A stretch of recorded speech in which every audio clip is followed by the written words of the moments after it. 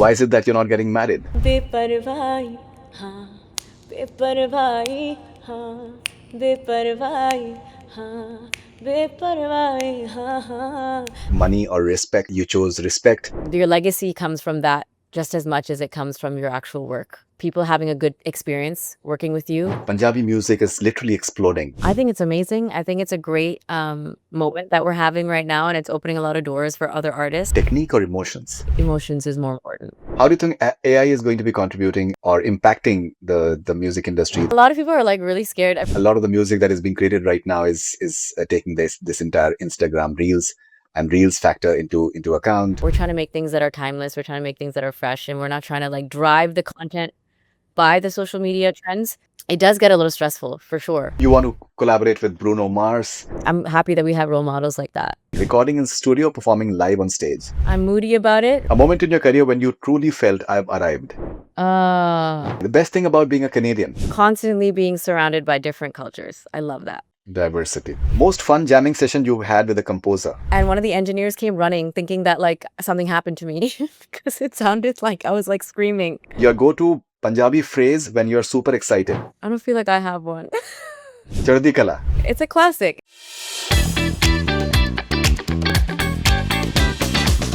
Hey guys, this is Jonita. You're watching Connect Cine with Faridoon, so stay connected.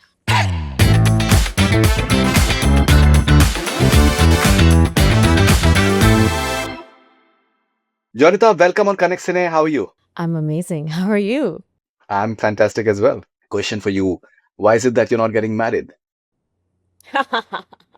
मिले ना मिले थे प्यार लभे ना लभे कोई यार बच के रहंदियां हुण तां बेपरवाही हाँ बेपरवाही हाँ बेपरवाही हाँ बेपरवाही हाँ हाँ बेपरवाही यारा यारा बेपरवाही बेपरवाही हाँ हाँ.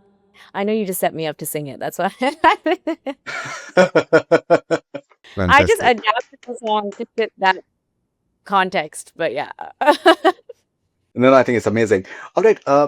So I had one question for you. So you're very comfortable speaking in English, but when we Yeah. when we hear your Punjabi, when we hear your Hindi, when we hear your Tamil, your accents are absolutely spot on. How do you manage to do that? A lot of it is faking it, to be honest, because I'm just I guess I have a good ear, so I just mimic sounds well. Obviously Hindi and Punjabi I've grown up around in my household only, but with Tamil and like the other South Indian languages, I am really just faking it, and I guess I'm doing a good job. So it's just fun. I find it fun and challenging to do it, so I do it. Okay, I genuinely feel that you're making it sound rather easy for the matter. But what happens is people have cultural connotations to language and the way it is spoken. Say especially in Tamil, for example, even Punjabi, for example. Punjabi is something which comes naturally to you, but Tamil is something that is it's definitely an alien language for you. So Yeah. if any singer or any artist goes wrong, they'll pick it up instantly. And for biggest of I think composers like say A.R. Rahman to believe in you, you must be doing something much more than just faking it, getting that connotation and that nuance right, and the pronunciations. Yeah, but you have to realize, like, because like you said, it's alien to me, right? I am at the mercy of the people around me. So if I'm with people who are going to be a little more lax about it and allow, you know, poor pronunciation to get past the finish line when it comes to, the final song coming out, then I'm kind of screwed as well. Like I'm only as careful as the people who are around me. You know what I mean? So I do my best to try to encourage them to be ruthless with me. And I try to, from my side, I communicate that I want to sound as authentic as possible. I want it to be that such that when people hear the song, they don't think, oh, the girl who sang this doesn't speak this language. I don't want anybody to have the opportunity to say, why didn't they get a native speaking singer? Why did they get her? So that's like my Right. worst nightmare. And once I tell the team that that's the kind of excellence level we're striving for, then at that point I'm just praying that they're on board, and I mean, it's in their best interest also, right, to make sure that I get it right, because they'll also get the flack. It's not just me. Especially like an A.R. Mm. Rahman, like he knows what he's doing. You know what I mean? So he won't let something pass unless it's proper. So yeah, it's a team effort is what I'm getting at. Yeah. No, definitely. Rahman sir has a lot of regard for you. Um, okay, I was watching one of your interviews, and you were asked that money or respect. You chose respect. You just might mention the word excellence, which is always a fantastic word to hear. Does that drive you? Respect and excellence drives you for pursuing whatever you pursue? Yes. In short, yes. I remember since the first day I entered the industry, I've always only like strived for respect. I want it so that if my name ever comes up in a conversation, obviously this is not in my control, which is also something I need to work on, but um as much as possible, whatever I can do to impact people having good things to say rather than bad things to say.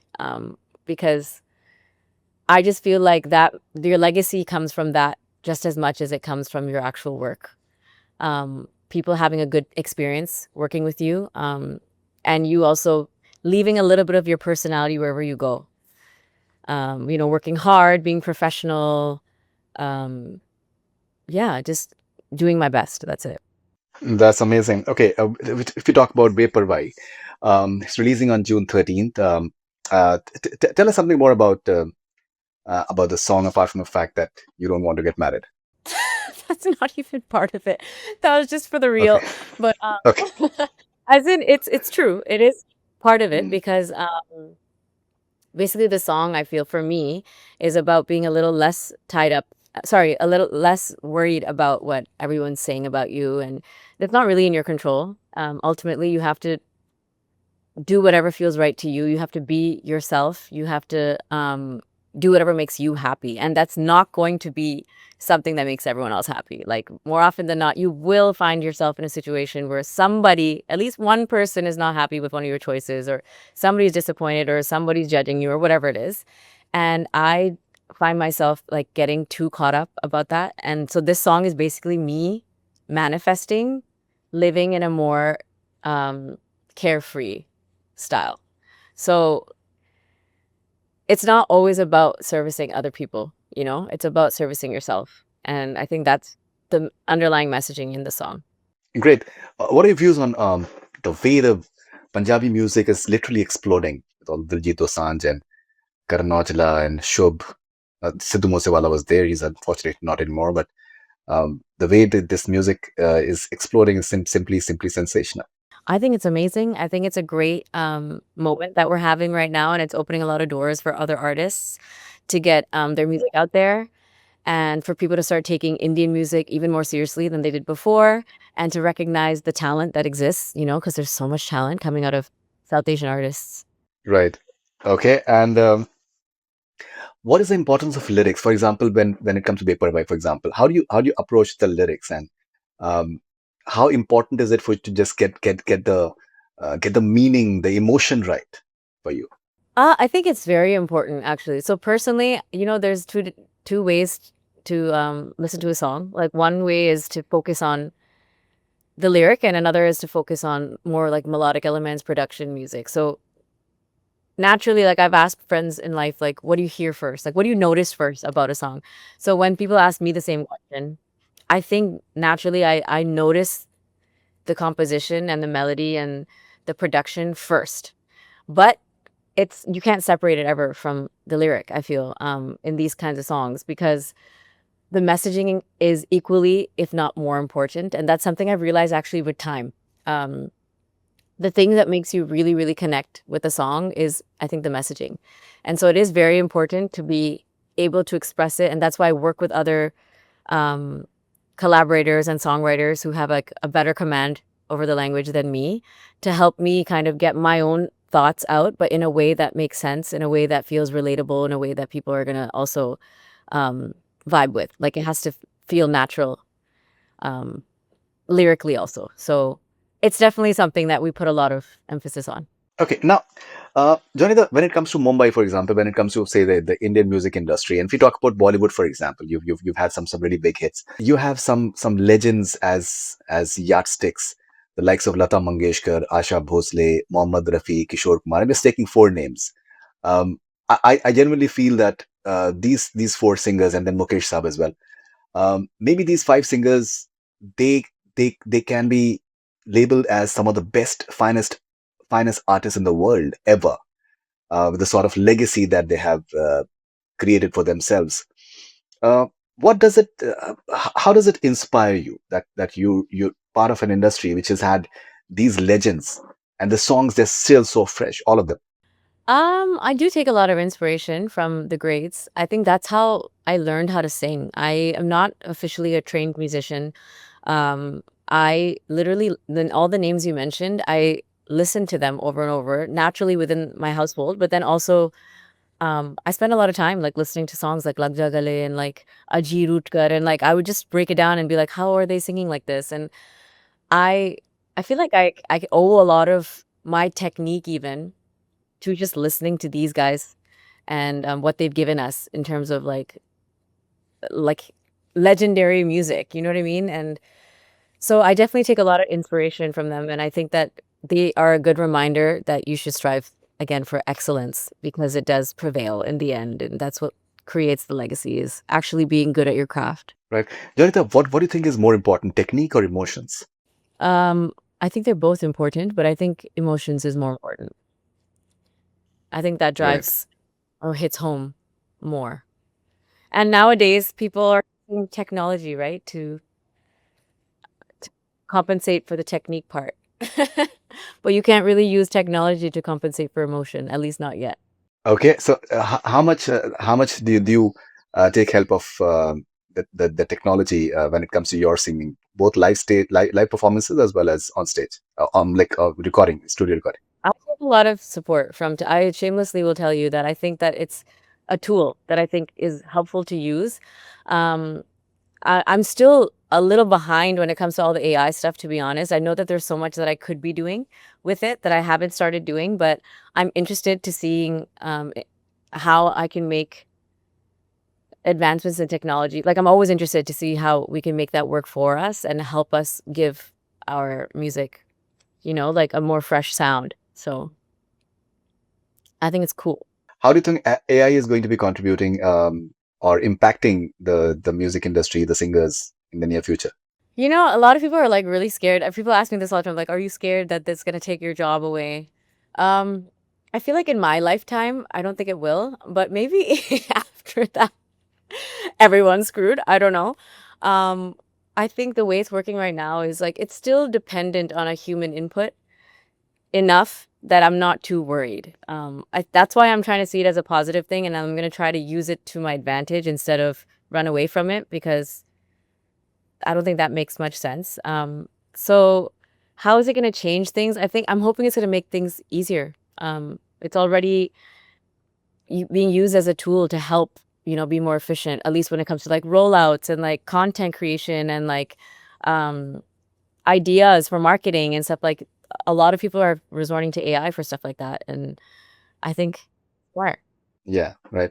How you incorporated your education in terms of marketing yourself, and how important is it for any artist to market himself or herself properly?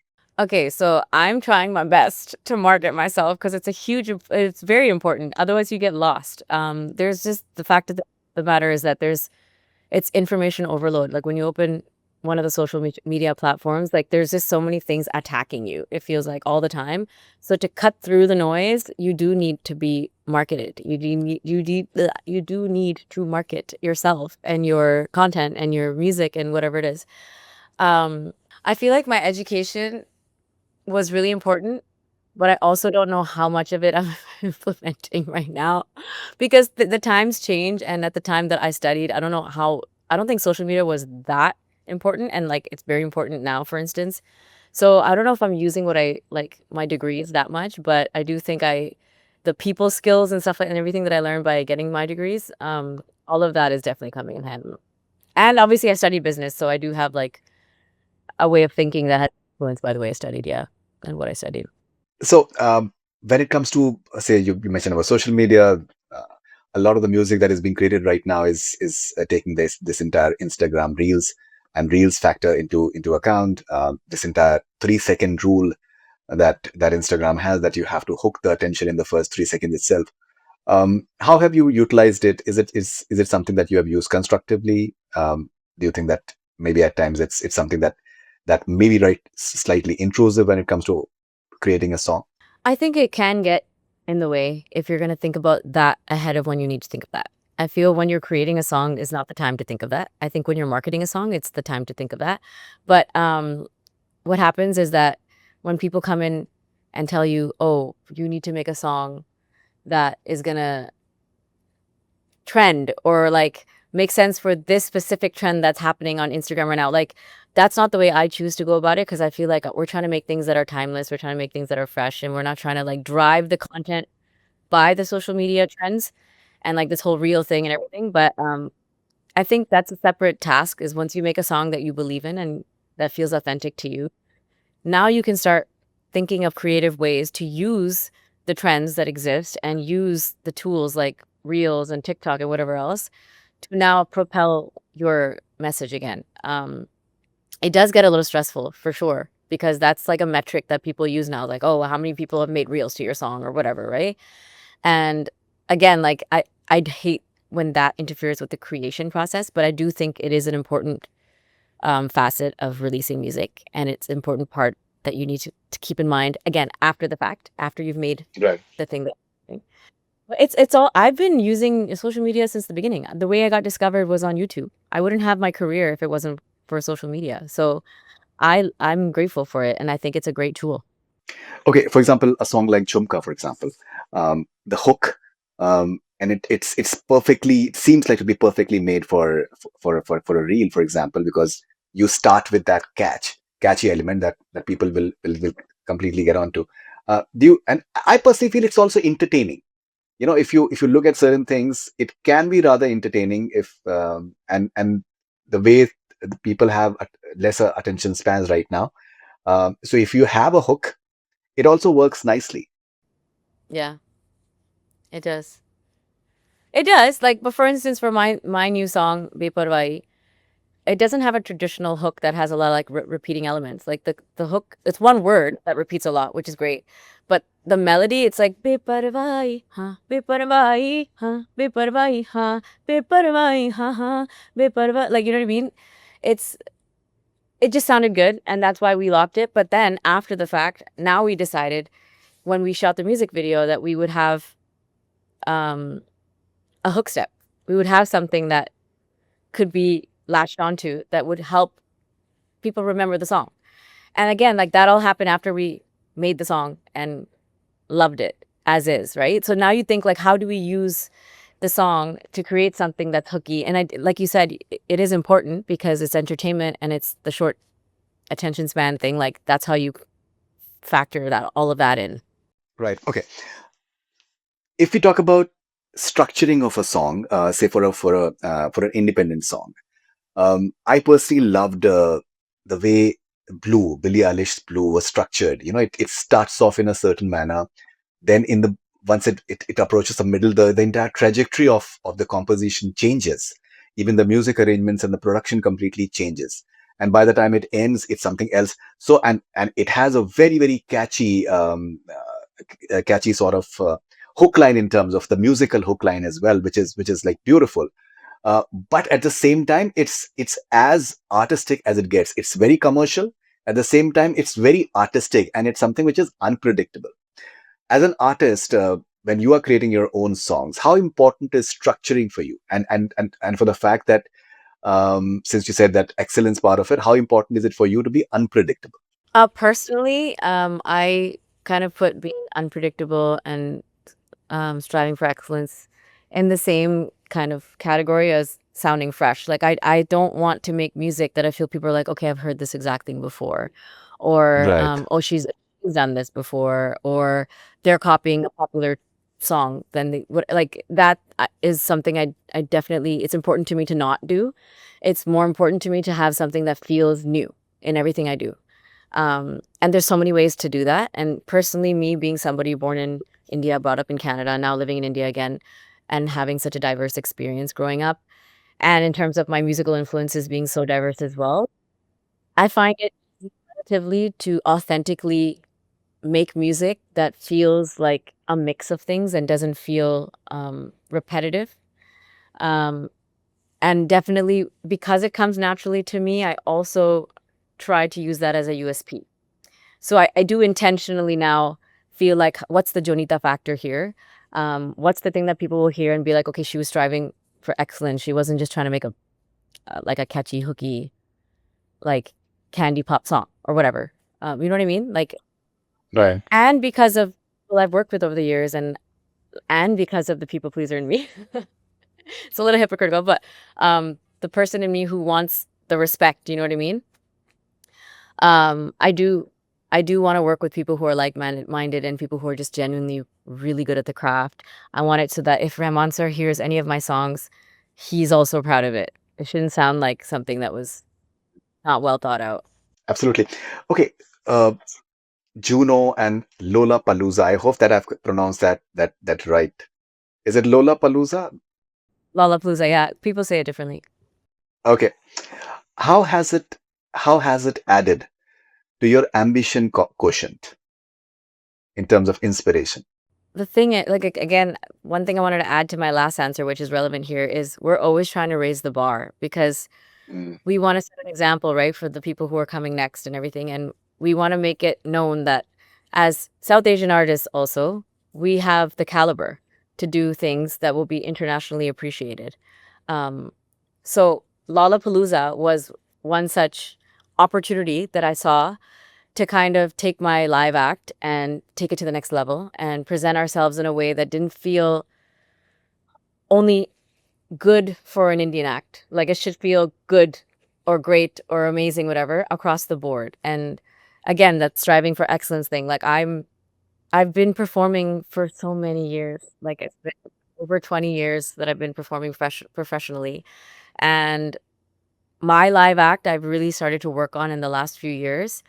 Um, once I started to realize all the different elements that we can use and like again technology like we were talking about earlier, getting the right kind of visuals, lighting, time code, having more on stage fixtures or dancers or whatever it is to make the act feel like an experience and not just like a show. And so Lollapalooza was because it was such a big platform. I was performing ahead of Shawn Mendes. It was a really great slot. It was like the sunset slot on the headlining stage. I think it might have been the only Indian act who's had that slot. So I thought it was like a really big deal to me. We kind of went over and above and decided to create or curate a whole new act and experience just for that set. And it was a lot of stress and a lot of last minute scrambling and trying to get all the right people together. But luckily, I found my people through that experience and I learned so much. And we put on, I think, one of my best acts that I've ever put on before. So I was very proud of that.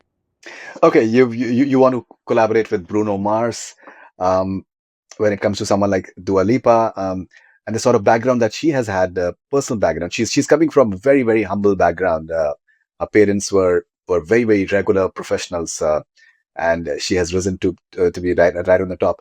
How inspiring is it to just see these people and the fact that they've had these wonderful journeys? I think it's super inspiring. I think it's very commendable and I see the hard work, you know what I mean? Like as an artist myself, I know it takes a lot more than meets the eye. So if we from what we can see, we can already tell, like just imagine how much more work has gone into it. So I think it's amazing and I'm happy that we have role models like that. Great. Okay. All right. And when it comes to stage performance, I'm having a short rapid fire as well. When it comes to stage performance, how does how do the fact that you can dance on Jhumka as well and put up that act as well, how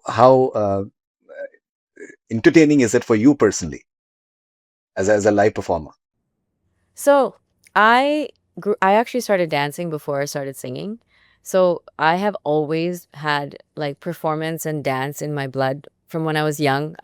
It's something I always kind of enjoyed, even in the school events, cultural events. Like I would be like the choreographer sometimes, bringing like the Bollywood touch to the act or whatever it is. So I I really, really enjoy dancing. And so now that I'm incorporating it into my music, I'm having the best time. Like somebody was asking me recently, "What's your favorite part about being an artist right now?" Like, you know how there's like so many different things. There's like touring, there's working in the studio, there's writing, there's delivering, there's interviews, there's PR, there's music videos, whatever. So my answer was that right now I'm just really enjoying the music video part of it is like performing the song for in a controlled setting, not just on stage, but in a setting where you can like try different things and like fail and then do another take and then I love it. It's so satisfying to me, and I think people I mean, it works in my favor because people see the joy, of when I bring it to the stage also, and yeah, I just feel like if I enjoy it anyways, then why not go ham and go hard and really use it to my advantage?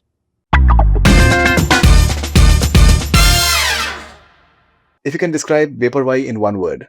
Badass. Badass. Okay. What's more thrilling, recording in studio or performing live on stage? I'm moody about it right now. Stage. Okay, one song you wish you could go back and re-sing differently. Like, okay, there's this song called Sajanayore from OK Janu. It's a Rahman Sir song, and I wish I could better. Okay. A moment in your career when you truly felt I've arrived. Uh, oh my God, there's so many. But like opening for Dua Lipa, opening for Ed Sheeran, those are definitely. Wait, let me give you a better one. What's a good moment that I felt like I arrived? Or even like seeing myself on a billboard in Toronto. Like, there's so many things that I'm just like, wow, I guess I'm like a big deal now.